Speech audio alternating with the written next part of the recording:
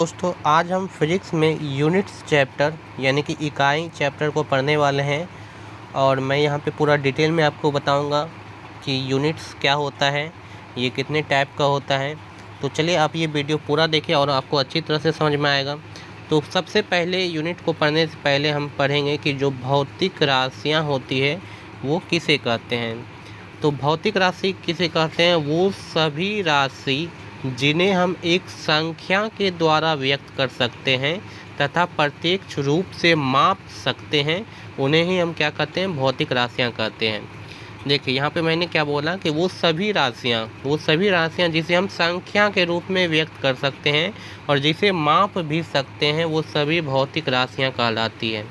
जैसे अगर हम बात करें द्रव्यमान को हम कैसे लिखते हैं? जैसे एक कोई द्रव्यमान लेते हैं 5 kg, ठीक है, ये द्रव्यमान हो गया 5 kg।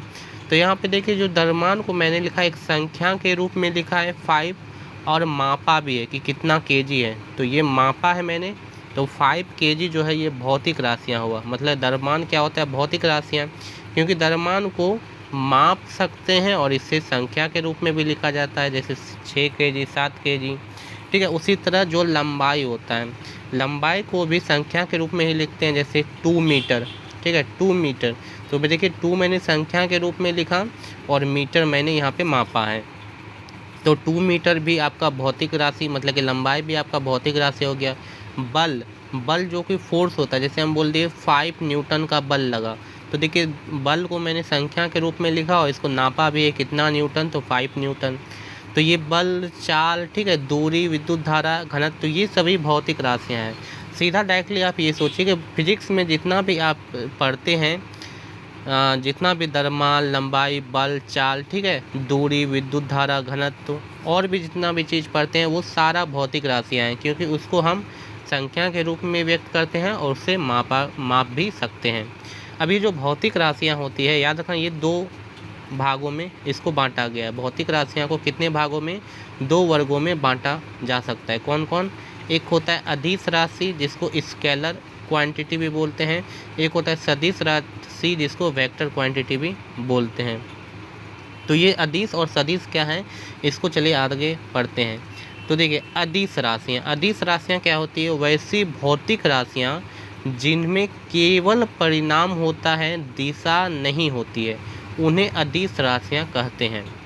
तो अदिश राशियाँ वो सभी भौतिक राशियाँ होगा जिसमें सिर्फ और सिर्फ परिणाम होगा, यानी कि मैग्नीट्यूड होगा, लेकिन उसमें दिशा नहीं होगा, मतलब उसमें डायरेक्शन बताने का कोई काम नहीं होगा, तो वो अदिश राशियाँ में हो जाएगा। जैसे बात समझिएगा, मैं आपको समझा देता हूँ। जैसे यहाँ पे लिखा है द्रव्यमान जो कि अदिश राशि है। द्रव्यमान जैसे हम बात करें 5 kg, तो जैसे ये 5 kg मैंने लिखा, तो ये सिर्फ और सिर्फ मैग्नीट्यूड है, परिणाम है 5 kg।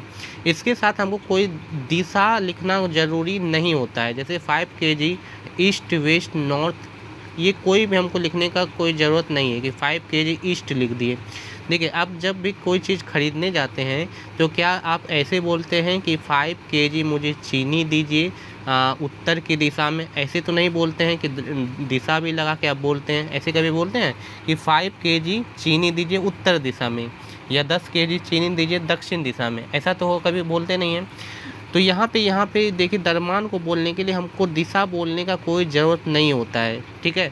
तो द्रव्यमान इसलिए क्या हुआ? द्रव्यमान अदिश राशि है। क्यों अदिश राशि है? इसमें सिर्फ और सिर्फ मैग्नीट्यूड ही होता है, इसमें डायरेक्शन होता ही नहीं है, तो इसलिए इसको अदिश राशि में बोलते हैं। जैसे बात करें तापमान, टेम्परेचर, जैसे हम बोले यहाँ का टेम्परेचर मतलब कितना है, तो आप बोलेंगे 10 डिग्री सेल्सियस है। क्या वैसे तो नहीं बोलते हैं 10 डिग्री सेल्सियस नॉर्थ? ऐसा तो कभी बोलते नहीं कि 10 डिग्री सेल्सियस नॉर्थ टेम्परेचर है। जैसे यहाँ पे देखिए हम खड़े हैं, मान लेते हैं हम इधर देख रहे हैं, ये मान लेते हैं ईस्ट है, ठीक है, तो ईस्ट में बोल दिए 10 डिग्री सेल्सियस ईस्ट। ऐसा तो नहीं बोलते हैं कि इधर देखेंगे तो तापमान बदल जाएगा, 12 हो जाएगा, ठीक है। तो यहाँ पे याद रखना है कि तापमान के साथ कोई भी हमको डायरेक्शन लगाने का ज़रूरत नहीं है, ईस्ट, वेस्ट, नॉर्थ, साउथ। तो डायरेक्टली हम बोल देते हैं कि कितना तापमान है, 10 डिग्री सेल्सियस है, जो भी है। जैसे यहीं पे इसको समझिएगा, जैसे समय जैसे बोलते हैं कि कितना बजा, तो 10 बजा है या 5 बजा है, ठीक है। तो यहाँ पे समय में कोई भी या 10 बजा ये 10 सेकंड ही लिखते हैं। 10 सेकंड ऐसा तो नहीं है 10 सेकंड नॉर्थ हम लिखते हैं, कभी भी साउथ लिखते हैं, तो सिर्फ 10 सेकंड बोल देते हैं, मतलब सिर्फ और सिर्फ इसका मैग्नीट्यूड बता देते हैं कि समय कितना समय में है हुआ है, ठीक है। 10 सेकंड है, 15 सेकंड है, ये चीज़, ठीक है। तो यहाँ पे देखिए ये जितना भी है द्रव्यमान, घनत्व, तापमान, विद्युत धारा, समय, चाल, आयतन, कार, ठीक है, ये सभी अदिश राशियाँ होती है। इसमें सिर्फ और सिर्फ परिणाम होता है और इसमें डायरेक्शन नहीं होता है। लेकिन जो सदिश राशियाँ होता है, इसमें याद रखना है कि सदिश राशियाँ वैसी भौतिक राशियाँ होती है जिनमें परिणाम के साथ साथ दिशा भी होती है, ठीक है, और साथ ही जो योग के निश्चित नियम के अनुसार जोड़ी जाती है। देखिए ये जो योग के निश्चित नियम के अनुसार जोड़े जाते हैं, इसको मैं आपको नेक्स्ट वीडियो में बताऊंगा ये होता क्या है। लेकिन आपको यहाँ पे मैं समझा देता हूँ कि सदिश राशियाँ में जो परिणाम तो होता ही है, लेकिन इसमें दिशा को भी बताना आपको ज़रूरी है। जैसे ऊपर हम देख रहे थे अदिश में दिशा बताना कोई ज़रूरी नहीं था, लेकिन इसमें दिशा भी आपको बताना होगा। इसके बिना आप ये इसका मैग्नीट्यूड नहीं बता सकते, परिणाम नहीं बता सकते। जैसे यहाँ पे समझिए, यहाँ पे लिखा है वेग। वेग मतलब जैसे हम बोल रहे 5 मीटर पर सेकेंड, कोई वेग है 5 मीटर पर सेकेंड, लेकिन यहाँ पे आपको डायरेक्शन लिखना ज़रूरी है कि ये जो 5 मीटर पर सेकेंड है ये वेग नॉर्थ में है या ईस्ट में है या वेस्ट में है या साउथ में है। ये इसमें से कोई डायरेक्शन आपको बताना ज़रूरी है कि जैसे मान लेते ये बॉडी इधर चल रहा है, इसका वेग है 5 मीटर पर सेकेंड, तो यहाँ पे आपको बताना होगा कि 5 मीटर पर सेकेंड ईस्ट डायरेक्शन में इसका वेग है, ठीक है। तो ये आपको यहाँ पे डायरेक्शन बताना ज़रूरी है। जैसे यहाँ पे देखिए बल जैसे हम बोल दिए कि एक फोर्स इस तरह लग रहा है, हाँ फोर्स मान लेते हैं ये कितना है 5 न्यूटन का फोर्स है। तो यहाँ पे आपको ये भी बताना होगा कि किस डायरेक्शन में 5 न्यूटन लगा है। तो 5 न्यूटन किधर लगा है, ईस्ट में, तो 5 न्यूटन ईस्ट में लगा है, मतलब यहाँ पे आपने मैग्नीट्यूड तो बताया ही, साथ में डायरेक्शन भी बताया कि किस डायरेक्शन में जो है 5 न्यूटन लग रहा है। अगर यहाँ पे डायरेक्शन आप नहीं बताएंगे तो ये आपका गलत हो जाएगा, 5 न्यूटन बोलना गलत हो जाएगा। इसके लिए आपको डायरेक्शन बताना ज़रूरी है कि जो बल लग रहा है वो किस दिशा में लग रहा है, ये भी बताना ज़रूरी होता है। जैसे यहाँ पे देखिए त्वरण, ठीक है, त्वरण भी आपको, त्वरण में भी जैसे 5 मीटर पर सेकेंड स्क्वायर, ये मान लेते एक त्वरण है, तो इसका डायरेक्शन भी आपको बताना होगा, नॉर्थ ईस्ट साउथ कुछ डायरेक्शन भी बताना होगा, तभी ये करेक्ट होता है, ठीक है।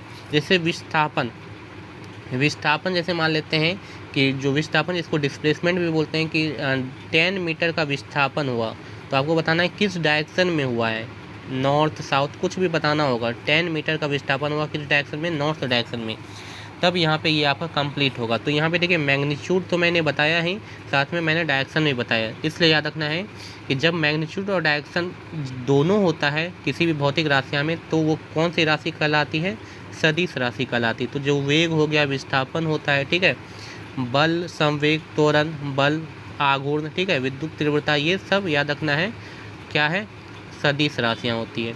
तो मैंने बता दिया सदिश और अदिश किसे कहते हैं। उसके बाद आते हैं मापन कैसे किया जाता है। मापन यानी कि मेजरमेंट। तो लिखा है वह प्रक्रिया जिसमें हम यह पता करते हैं कि कोई दी हुई राशि किसी मानक राशि का कितना गुना होता है, मापन कहलाता है। जैसे देखिए समझिएगा कि आपको पता है कि 1 मीटर इतना होता है, ठीक है, 1 मीटर का कुछ ना कुछ लेंथ होता है। अगर आपको मान लेते हैं इतना बड़ा चीज़, कोई चीज़ मापना है, तो आपको पता करना होगा कि ये जो चीज़ है ये 1 मीटर का कितना टाइम्स है, मतलब ये 5 गुना है, 10 गुना है, कितना है। तो देखिए 1 मीटर ये हो गया, क्योंकि इतना 1 मीटर होता है, तो 1 मीटर, फिर ये 2 मीटर, फिर ये 3 मीटर, ये 4, मतलब 4 गुना है। ये जो है 1 2 3 4 गुना है। तो मापन कैसे करते हैं, कोई एक फिक्स्ड वैल्यू होता है किसी भी भौतिक राशि का, और उसके रिस्पेक्ट में हम देखते हैं कोई भी चीज़ कितना गुना है, ठीक है। तो इस तरह हम मापन करते हैं, मेजरमेंट करते हैं, ठीक है। तो ये जो फिक्स्ड राशि है ना, याद रखना यही आपका यूनिट कहलाता है। क्या कहलाता है, यूनिट कहलाता है। जैसे ये आपका मीटर, 1 मीटर मैंने लिखा, तो ये किसका यूनिट है, लेंथ का यूनिट हो गया। चलिए आगे देखेंगे इसको। तो यहाँ पे देखिए यूनिट यानी कि मात्रक किसे कहते हैं। तो ये मात्रक किसे कहते हैं, किसी भौतिक राशि के एक नियत परिणाम को मानक मान लिया जाता है तथा इस पर परिणाम का संख्यात्मक मान 1 माना जाता है। इसे मानक के नाम को, उसी राशि को मात्रक कहते हैं। तो मात्रक क्या होता है, कोई भी चीज़ अगर हमको मापना होता है तो उसका कुछ ना कुछ एक फिक्स्ड वैल्यू ले लेते हैं। कि मान लेते हैं, जैसे मैंने अभी तो बताया कि हमको लेंथ को मानना है, कि लेंथ कितना उसको मेजर करना है, तो एक लेंथ को फिक्स कर लिया गया है कि इतना को हम 1 मीटर मानेंगे, ठीक है। और इसी के रिस्पेक्ट में हम कोई भी लेंथ जो है मेजर करेंगे कि वो कितना 10 मीटर है, 15 मीटर है, इसी के रिस्पेक्ट में। तो ये जो है 1 मीटर ये मात्रक हो गया। तो मात्रक में हमेशा याद रखना है कि 1 लिखा जाता है, संख्यात्मक मान कितना होता है 1, ठीक है। जैसे हम बात कर रहे कि हम कोई भी चीज़ आपको मापना है कि वो कितना भारी है, तो उसके लिए मैंने क्या किया गया, साइंटिस्ट ने 1 केजी जो है मतलब इतना कुछ भार लिया गया और उसको क्या बोल दिया, वो 1 केजी है। और जब भी कोई भी भार मापा जाएगा तो उसी के रिस्पेक्ट में मापा जाएगा कि वो कितना इससे ज़्यादा है, कितना टाइम से ज़्यादा है, ठीक है। तो ये भार को इस तरह नापा गया। तो ये चीज़ याद रखना है। तो कोई भी चीज़ नापने के लिए, मेजर करने के लिए एक फिक्स्ड याद रखना है कि राशि को मतलब मान लिया जाता है, उसी के बेसिस पे जो है कोई भी चीज़ मापा जाता है, ठीक है। चलिए उसके बाद देखेंगे माप के इकाई और यूनिट्स को, इसमें क्या क्या चीज़ है। नेक्स्ट है माप के मात्रक और इकाई क्या होता है। तो मैंने बताया कि जो आपका फिक्स्ड वैल्यू एक मापा जाता है और उसको एक नाम दे दिया जाता है। जैसे देखिए मैंने बताया कि इतना सा, इसको क्या बोला गया, 1 मीटर बोला गया, ठीक है। और इससे क्या मापा जाएगा, लंबाई मापा जाएगा। तो यहाँ पे जो मीटर है ये आपका यूनिट हो गया किसका, लंबाई का। जैसे मैंने बोल दिया इसको क्या बोला जाएगा, 1 केजी बोला जाएगा। और इससे क्या मापा जाएगा, मास को में मापा जाएगा, द्रव्यमान को। तो ये जो केजी हो गया ये क्या हो गया, यूनिट हो गया किसका, द्रव्यमान का। तो यहाँ पे वही लिखा है कि किसी भी राशि को माप करने के लिए उस राशि के एक परिणाम को मानक मान लिया जाता है। मैंने बताया ये परिणाम को क्या मान लिया, मानक मान लिया गया।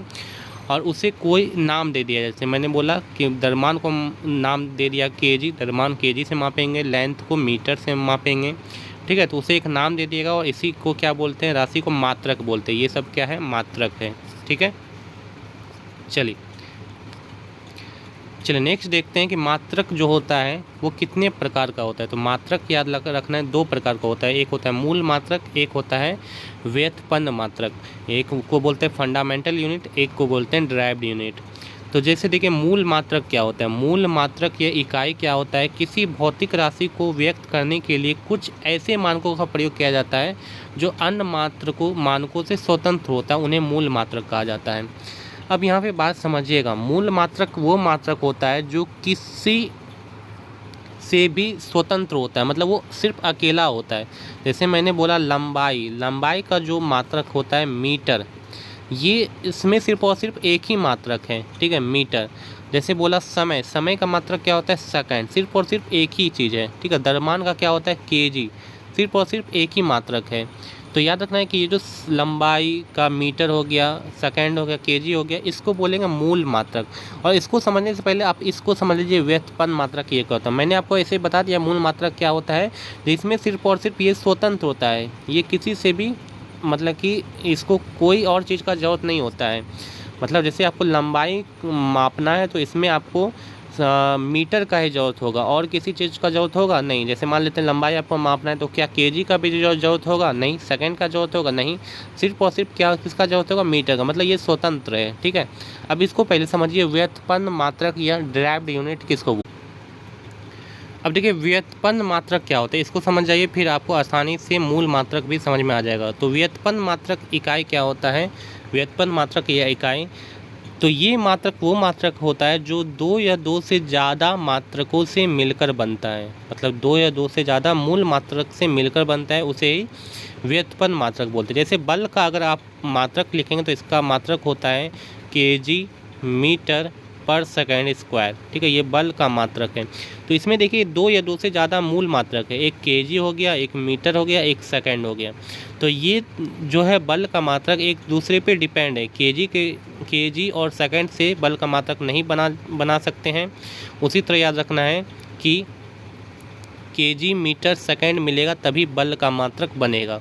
तो ये 2 या 2 से ज़्यादा मात्रक से मिलकर बना है, ठीक है। उसी तरह याद रखना है जो आपका कार होता है ये भी 2 या 2 से ज़्यादा मात्रक से मिलकर बनता है। जैसे यहाँ पे आप बात समझिएगा, कार्य का मात्रक क्या होता है, जूल होता है, ठीक है। कार्य का मात्रक क्या होता है, जूल, वर्ग। वर्क का फॉर्मूला क्या होता है, फोर्स इनटू डिस्प्लेसमेंट, ठीक है। तो इसका यूनिट क्या होगा, देखिए फोर्स का यूनिट क्या होता है, मैंने अभी तो बताया, फोर्स का यूनिट यानी बल का यूनिट क्या होता है, केजी मीटर पर सेकेंड स्क्वायर, और डिस्प्लेसमेंट का क्या होता है, मीटर। तो इसका यूनिट टोटल क्या बनेगा, इसका यूनिट बनेगा केजी मीटर स्क्वायर पर सेकेंड स्क्वायर। तो ये जो कार का यूनिट है ये भी देखिए 3 यूनिट से मिलकर बना है, केजी मीटर सेकेंड से, ठीक है। तो ये भी एक दूसरे पे डिपेंड है, केजी मीटर सेकेंड, इसके बिना कार का यूनिट नहीं बन सकता है। तो व्युत्पन्न मात्रक क्या होता है, जिसमें 2 या 2 से ज़्यादा मात्रक होता है। तो यहाँ पे याद रखना है, मूल मात्रक क्या होता है, ये सिर्फ सिंगल होता है, जैसे मीटर हो गया लंबाई का मात्रक, द्रव्यमान का मात्रक केजी हो गया, उसी तरह टाइम का मात्रक क्या हो गया, सेकंड। तो ये सब सिंगल है, इसमें कोई और मात्रक का जरूरत नहीं होता है। तो याद रखना, मूल मात्रक समझ में आ गया, जिसमें एक सिंगल होता है, ठीक है। और जबकि व्युत्पन्न मात्रक क्या होता है, इसमें बहुत सारा यूनिट से ये मिलकर बनता है। जैसे हम अगर बात करें फोर्स को, अगर हम इसका फोर्स का मात्रक न्यूटन होता है, तो ये न्यूटन एक्चुअल में सिंगल नहीं है, ठीक है। ये समझ के आप इसको व्युत्पन्न मात्रक मत मानिएगा, क्यों, न्यूटन जो है ये कहाँ से आया, ये आया केजी मीटर पर सेकेंड स्क्वायर से आया, ठीक है। केजी मीटर पर सेकेंड स्क्वायर से ही इसको नाम दिया गया न्यूटन। तो एक्चुअल में न्यूटन सिंगल नहीं है, ये इसका कहाँ पे ये रिलेटेड है, केजी मीटर पर सेकेंड स्क्वायर होता है। तो व्युत्पन्न मात्रक समझ में आ गया, जैसे बल, दाब, कार, ठीक है, विभव, ये सब बहुत सारे मात्रकों से मिलकर बनता है, इसलिए इसको व्युत्पन्न मात्रक बोलते हैं। अब देखिए यहाँ पे कुछ राशि दिया गया है और उसका मात्रक दिया गया है, जो कि एग्जाम में पूछा जाता है, मैं आपको बताते ही चलता हूँ। तो सबसे पहला है लंबाई, लंबाई का मात्रक होता है मीटर, और आपको ये भी बताना है कि ये कौन सा है, ठीक है। ये आप माइंड में ये भी सोचते जाइए कि लंबाई जो है मीटर, ये कौन सा है, मूल मात्रक है। द्रव्यमान का जो मात्रक होता है किलोग्राम, और ये देखिए ये सारा एसआई यूनिट है, ठीक है। एसआई यूनिट क्या होता है, एसआई यूनिट जो पूरे वर्ल्ड में मतलब कि इसका मान होता है, मतलब लंबाई का जो मीटर है वो पूरे वर्ल्ड में चलता है, ठीक है। ये सब एसआई यूनिट हो गया। तो यहाँ पे बात समझिएगा, ये सब एसआई यूनिट है। और द्रव्यमान हो गया केजी, हो द्रव्यमान का यूनिट केजी, समय का क्या हो गया, सेकेंड, ठीक है। क्षेत्रफल, क्षेत्रफल का क्या होता है, मीटर स्क्वायर, वर्ग मीटर, मतलब 2 मीटर से मिलकर बनता है। तो यहाँ पे देखिए मीटर, किलोग्राम और सेकेंड, ये सब क्या है, मूल मात्रक है। जबकि ये जो मीटर इंटू मीटर मतलब मीटर स्क्वायर बना के इसका यूनिट, क्षेत्रफल का यूनिट, इसको बोलेंगे व्युत्पन्न मात्रक, मतलब डिराइव्ड यूनिट। आयतन, आयतन का भी जो मात्रक होता है, ठीक है, देखिए आयतन का जो मात्रक है, याद रखना है, वो भी क्या है आपका मीटर क्यूब होता है। आयतन का मात्रक क्या होता है, मीटर क्यूब। घनत्व, तो घनत्व का मात्रक क्या होता है, केजी पर मीटर स्क्वायर, ठीक है। घनत्व का मात्रक क्या होता है, केजी पर मीटर क्यूब, सॉरी केजी, इसको इस तरह लिखेंगे, केजी पर मीटर क्यूब। चलिए नेक्स्ट क्वेश्चन है वेग। वेग का जो है यूनिट क्या होता है, एसआई यूनिट मीटर पर सेकेंड। चाल का, नेक्स्ट याद रखना है कि बल का यूनिट क्या होता है, न्यूटन। तो न्यूटन एक्चुअल में कहाँ से आया है, ये आया है केजी मीटर पर सेकेंड स्क्वायर से। तो ये देखिए न्यूटन समझ के इसको आप मूल मात्रक नहीं समझेंगे, एक्चुअल में ये क्या किससे बना है, केजी मीटर पर सेकेंड स्क्वायर से, मतलब ये व्युत्पन्न मात्रक जिसको डिराइव्ड यूनिट बोलते हैं वो है, ठीक है। उसी तरह याद रखना है त्वरण, त्वरण का मात्रक क्या होता है, मीटर पर सेकेंड स्क्वायर। दाब का क्या होता है, पास्कल। कार का क्या होता है, न्यूटन मीटर, जिसको जूल भी बोला जाता है। ऊर्जा का क्या होता है, जूल। देखिए ये सारा ऐसा यूनिट है जो कि एग्जाम में क्वेश्चन पूछा जाता है कि ऊर्जा का ऐसा यूनिट क्या होता है, बल का ऐसा यूनिट क्या होता है, तो ये सारा आपको याद रखना है। उसी तरह शक्ति, शक्ति का जो ऐसा यूनिट है वो क्या होता है, जूल पर सेकेंड, या इसको वाट बोलते हैं। ताप का केल्विन होता है, उष्मा का जूल होता है, विशिष्ट उष्मा का जूल पर किलोग्राम होता है। उसी तरह विद्युत धारा का क्या होता है, एम्पियर होता है, ठीक है। विद्युत धारा का क्या होता है, एम्पियर। नेक्स्ट है विद्युत ऊर्जा का क्या क्या होता है, किलोवाट घंटा। विद्युत प्रतिरोध का क्या होता है, ओम। विद्युत आवेश का क्या होता है, कूलम। विद्युत विभव का क्या होता है, वोल्ट। विद्युत धारिता का क्या होता है, फैराड। उसी तरह याद रखना है ध्वनि तीव्रता का क्या होता है, डेसिबल। आवृत्ति का क्या होता है, हर्ज। तरंग दैर्ध्य का क्या होता है, एंगस्ट्रम। नेक्स्ट याद रखना है कि परम ताप का क्या होता है, केल्विन। समुद्र की गहराई, फैदम। गुप्त उष्मा का जूल पर केजी। चुंबकीय क्षेत्र का गॉस। ज्योति फ्लक्स का ल्यूमेन। उसी तरह याद रखना है पराध्वनिक गति का मैक होता है। तरंग की लंबाई का मीटर होता है। लेंस की क्षमता का डायोप्टर होता है। संवेग या आवेग का क्या होता है, न्यूटन सेकेंड होता है। पृष्ठ तनाव का क्या होता है, न्यूटन पर मीटर होता है। विभवांतर का क्या होता है? वोल्ट होता है। जड़त्व आघूर्ण का क्या होता है? किलोग्राम वर्ग मीटर होता है। खगोलीय दूरी का प्रकाश वर्ष होता है। सयांता का क्या होता है? न्यूटन सेकंड पर मीटर स्क्वायर होता है। उसके बाद है चुंबकीय फ्लक्स का क्या होता है? वेबर या मैक्सवेल होता है। चुंबकीय क्षेत्र की तीव्रता का क्या होता है? न्यूटन पर कूलम होता है। ज्योति तीव्रता का कैंडेला होता है। गुरुत्वीय त्वरण का मीटर पर सेकंड स्क्वायर होता है। उसी तरह याद रखना वायुमंडलीय दाब का क्या होता है? बार होता है। चुंबकीय तीव्रता का क्या होता है? टेस्ला होता है। चुंबकीय प्रेरण का क्या होता है? गाउस होता है। तलीय कोण का क्या होता है? रेडियन होता है। जबकि ठोस कोण का क्या होता है? स्टेरेडियन होता है। और कोणीय वेग का क्या होता है? रेडियन पर सेकंड होता है। ठीक है, चलिए उसके बाद यहाँ पे SI यूनिट का लिस्ट कुछ दिया है जो कि एग्जाम में बहुत इंपॉर्टेंट है। ये सारा देखिए SI यूनिट इंपॉर्टेंट है, ठीक है, और ये VBI क्वेश्चन से जो कि एग्जाम में पूछा जाता है। कौन कौन? शक्ति का मात्रक वॉट होता है। बल का न्यूटन। कार्य का जूल। चालक की वैद्युत प्रतिरोधकता का ओम मीटर। प्रकाश वर्ष का दूरी। प्रकाश वर्ष क्या होता है? एक्चुअली में वह दूरी जो प्रकाश एक वर्ष में तय करता है उसी को प्रकाश वर्ष बोलते हैं। उसी तरह याद रखना है जो पारसेक होता है वो क्या होता है? तारों संबंधी दूरियां मापने का ये मात्रक है। ये किसके बराबर होता है? 3.25 प्रकाश वर्ष के बराबर होता है एक पारसेक। उसी तरह पारसेक किसकी मात्रक हो गया? दूरी का। एम्पियर करंट का मापने का मात्रक। मेगावाट जो है ये बिजली नापने की इकाई है जो कि उत्पादित की जाती है। त्वरण मीटर पर सेकंड स्क्वायर जो है इसका मात्रक होता है त्वरण का। आवेश का क्या होता है? न्यूटन सेकंड होता है, ठीक है। अच्छा, उसके बाद है नेक्स्ट ऊर्जा। उष्मा का मात्रक क्या होता है? उष्मा का मात्रक होता है कैलोरी। नेक्स्ट है समुद्र जहाज की गति मापी जाती है नॉट में। नौ संचालन का मात्रक क्या होता है? नॉटिकल मील। उसी तरह विभवांतर का मात्रक क्या होता है? वोल्ट। प्रकाश का तरंगदैर्घ्य का मात्रक क्या होता है? एंगस्ट्रम। एक हॉर्स 1 HP कितना होता है? 746 वाट होता है। उसके बाद है ऊर्जा का मात्रक क्या होता है? जूल। दाब का मात्रक पास्कल। उच्च वेग का मात्रक क्या होता है? मेक होता है। ध्वनि का प्रबलता डेसिबल होता है। शक्ति की इकाई क्या होता है? अश्व शक्ति होती है, HP जिसको बोलते हैं। नौ संचालन की दूरी किसकी इकाई क्या है? समुद्री मील। क्यूसेक को मापा जाता है जल के बहाव में। ओजोन परत का ऊंचाई मापा जाता है डाप्सन में। उसी तरह याद रखना है महासागर में डूबी हुई वस्तुओं का स्थिति जानने के लिए किस यंत्र का प्रयोग किया जाता है? सोनार का।